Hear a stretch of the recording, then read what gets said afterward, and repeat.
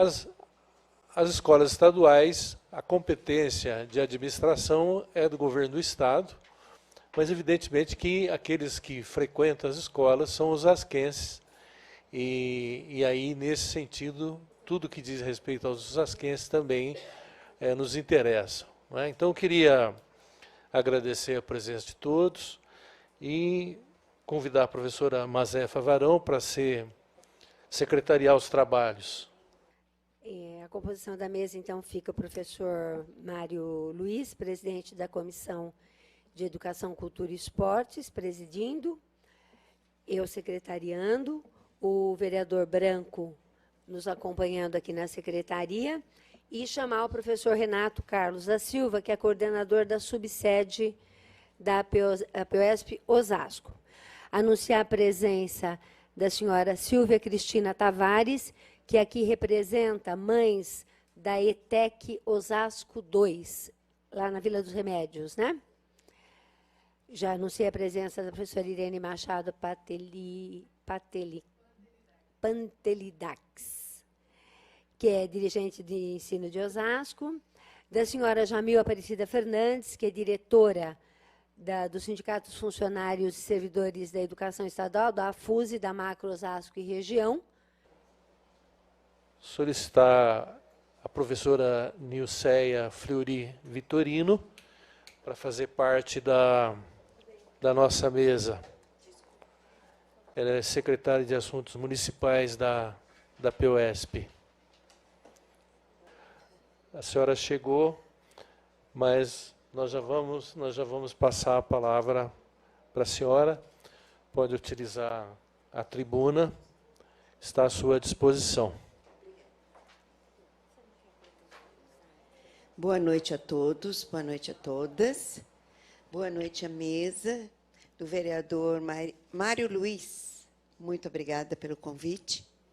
Eu estou aqui representando a nossa presidenta, a professora Maria Isabel. E primeiro peço desculpas também pelo atraso, mas eu vim lá da Zona Norte. E na Zona Norte de São Paulo, nós estávamos, nesse dia, fazendo uma série de atos públicos em defesa da educação. Quero dizer para vocês que, realmente, a greve está muito forte, crescendo dia a dia. Estamos com o apoio dos pais. Hoje, nas ruas, sentimos muito o apoio da população e queremos aqui fazer algumas observações do que representa essa luta dos professores. Em primeiro lugar, os professores e os pais, nós temos tudo em comum. O nosso grande objetivo, o dos pais, é a educação dos filhos. E a nossa é a educação dos nossos alunos. Então, pais e professores caminham juntos numa só direção. A direção da formação, a direção da cidadania, mas é impossível, nos dias de hoje, e com o atual governo, nós termos uma cidadania plena no que diz respeito à vida dos nossos alunos dentro das escolas.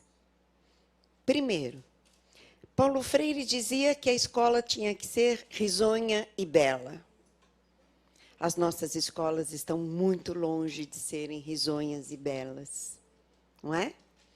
Você chega, você depara com grades, portões, o pai não consegue mais entrar na escola, ele tem um horário pré-determinado para falar num quadradinho deste tamanhinho, com o secretário, com quem receber.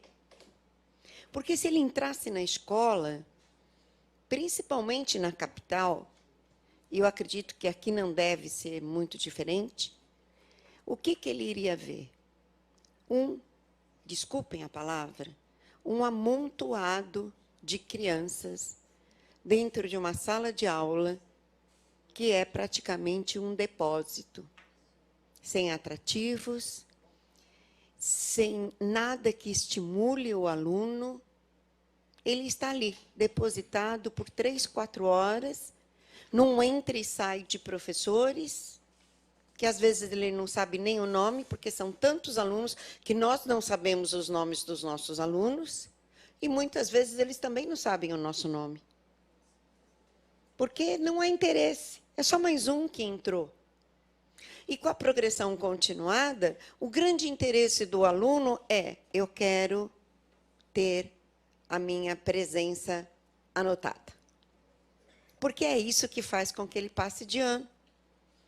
E aí eu pergunto para os senhores e para as senhoras, para os senhores vereadores, para a minha companheira Mazé, adianta passar de ano? O que esse governo pensa do futuro desses jovens? Nós queremos formar cidadãos. Não estou dizendo para vocês que o mais importante da vida dentro da educação é ir para uma universidade, não. Mas é qualificar. É ser um bom trabalhador em qualquer trabalho que ele optar, em qualquer caminho que ele quiser seguir. E o que nós temos hoje? 4.000 salas de aula fechadas. 50, 60 alunos por sala de aula.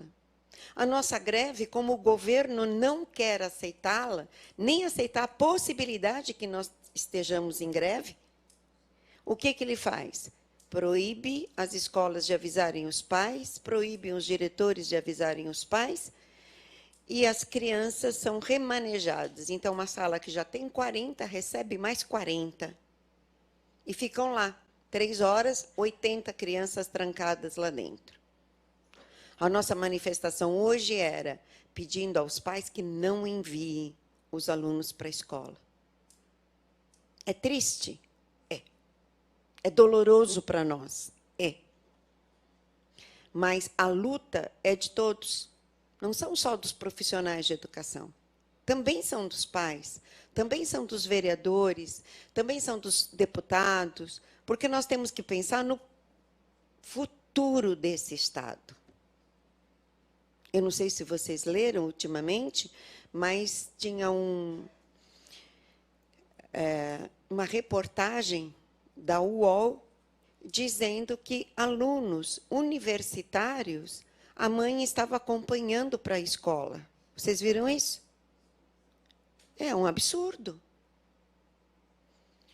As universidades estão tendo que fazer reunião com os pais antes de começarem as aulas. Pais de universitários. Por quê? Porque no ensino fundamental e médio eles não tiveram o preparo que eles têm que ter. Eles foram simplesmente, desculpem, na empurração automática, porque progressão não é, é empurração. Então, eles não têm o preparo. Como serão os nossos futuros trabalhadores? Vamos falar de salário? Vamos. Temos 74% de defasagem, porque nós acreditamos que nós, professores, nós que formamos todos os outros trabalhadores, nós temos o direito de ganhar como qualquer trabalhador que tenha a universidade, que cursou a universidade. O secretário de Educação ontem foi na Folha e disse que isso é um absurdo. Como? Que absurdo os professores quererem ganhar como um engenheiro, como um médico, como um advogado. E aí eu pergunto, o engenheiro, o médico e o advogado não passaram por nós?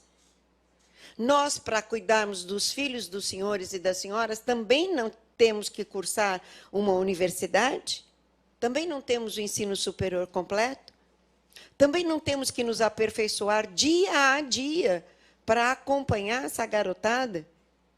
Principalmente hoje, né, gente? Nós tomamos um baile aí da tecnologia e a garotada já parece que nasce apertando o botãozinho. É uma luta diária.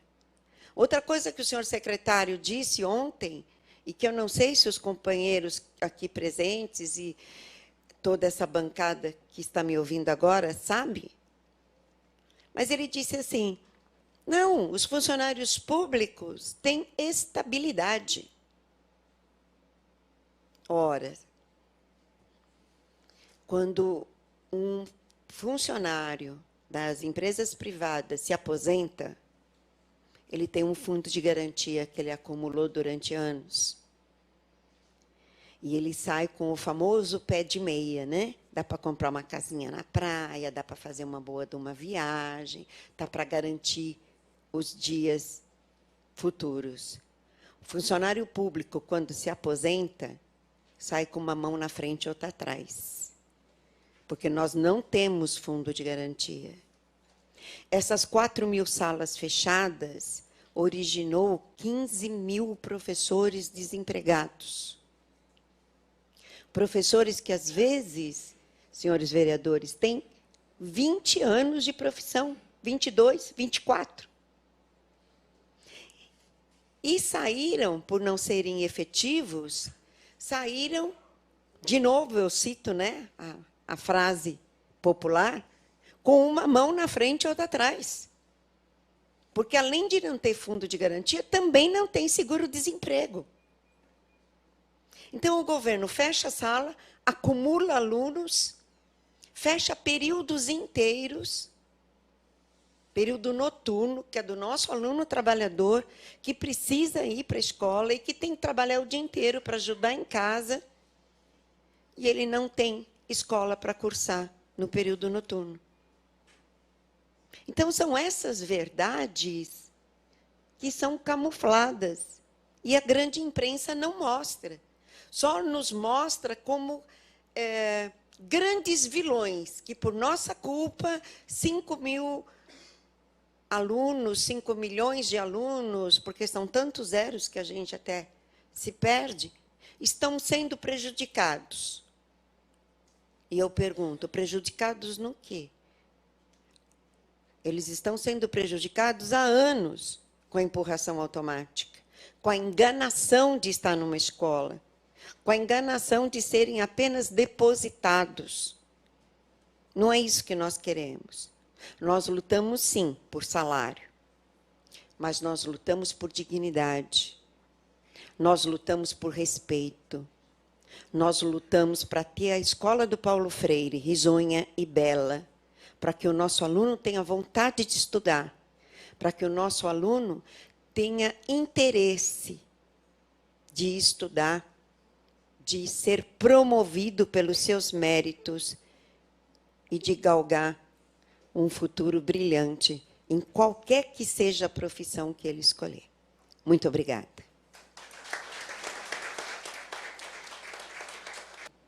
Nós vamos passar a palavra para os vereadores. Doutor André Sacco, líder do PSDB aqui na casa. É claro que os professores e todos os senhores profissionais que trabalham no serviço público precisam ser valorizados, sem sombra de dúvida. E eu tenho certeza que o governo do Estado vai achar um melhor caminho, né, nessa tratativa com o corpo docente do Estado. Não tenho dúvida, professora Irene. Eu acho que esse caminho está breve, é rápido. O que nós não podemos é estimular as famílias a não levar as crianças nas escolas, porque, olha, não leva quem vai estar em greve. Isso é terrorismo. Passar a palavra para a professora Nilceia Fleury Vitorino, para as considerações finais. 3 minutos, professora. Bom, primeiro é o seguinte, Irene, muito prazer em te rever. Tá? Agora, é pena que o vereador André Sacco se retirou. Mas eu não posso me furtar de responder uma provocação. Não dá. É o seguinte, ele disse que pedir para o pai não mandar as crianças para a escola é terrorismo. Eu vou dizer o que é terrorismo. Terrorismo é fazer com que 40, 50, 60 crianças fiquem no pátio, sem aula, só para que o governo não reconheça que aquela escola tem professores grevistas. Terrorismo é pegar e colocar as crianças todas juntas numa sala para assistir filminho, também para não reconhecer que tem professor em greve. Isso é terrorismo. A nossa luta não é terrorismo. Porque nós estamos pedindo que o pai saiba o que está acontecendo. E aí é o que eu falo de verdades camufladas. Tá? As coisas não são divulgadas. Então, o pai deixa a criança na porta da escola, pensando que a criança terá os seus conteúdos programáticos, dados, verificados. E aí? Isso não existe. Então, isso é terrorismo. Enganar o povo, chama-se isso. Tá? E, de fato, nós recolhemos muitos impostos. No caso da educação, além das verbas estaduais, nós ainda temos o Fundeb, que o governo federal da pátria educadora realmente manda para estados e municípios. Eu gostaria muito de saber aonde está. Se em Osasco isso não acontece, eu quero dizer que Osasco é uma ilha dentro do estado de São Paulo. Isso é muito bom, né? Porque é uma ilha privilegiada. Mas não são os dados que eu tenho. Aliás, eu gostaria, como secretária de Assuntos Municipais, que um dia eu pudesse vir para discutir a questão de Osasco, porque também não vim preparada para isso. Tenho que reconhecer. Eu falei, a minha fala se dirigiu a todo o estado de São Paulo. Quanto à saúde do professor Júlio está coberto de razão. Você entra no Instituto de Psiquiatria do IANSP ou do Hospital das Clínicas de São Paulo, você vai encontrar centenas de professores, porque não é possível trabalhar do jeito que nós trabalhamos. Não é possível você fazer uma chamada e depois você se dedicar ao seu aluno, porque até você terminar a chamada já quase que acabou a aula. E, por favor, um número redondo e dividido igualmente não é a realidade das nossas salas de aula. Aí a gente lembra do gráfico de pizza, né? Não é assim? Vem a pizza, a casa tem 3 pessoas, mas uma comeu 4 pedaços, e aí você faz a média, todo mundo comeu a mesma coisa. Não é verdade? Então, nós temos, sim, salas com mais de 35 alunos dentro da sala. Porque os dados que eu tenho é que aqui, nós podemos até mudar o nome, mas aqui em Osasco nós tivemos 120 salas fechadas. Se vocês quiserem me dizer que nós tivemos 120 salas que não foram abertas, eu até aceito. É a questão, né, da retórica. Tudo bem, mas são os dados que a PUESP tem. 120 salas fechadas. E os números de alunos por sala, nós temos uma variação de 38 a 45 alunos por sala. Por quê? Porque o governo diz que é a média. É a média. Então, quando não autorizam a abrir as salas, eles fazem a média. E aí nós temos salas com 40, com 42, com 35, com 38, porque os nossos alunos, é aí que eu falo dos números não poderem ser divididos igualmente, porque os nossos alunos não são todos do primeiro colegial, ou da 8ª série, ou do 9º ano, já que nós temos aí essa divergência de, por enquanto, de salas, anos e séries.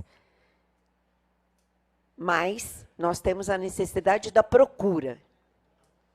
E para terminar,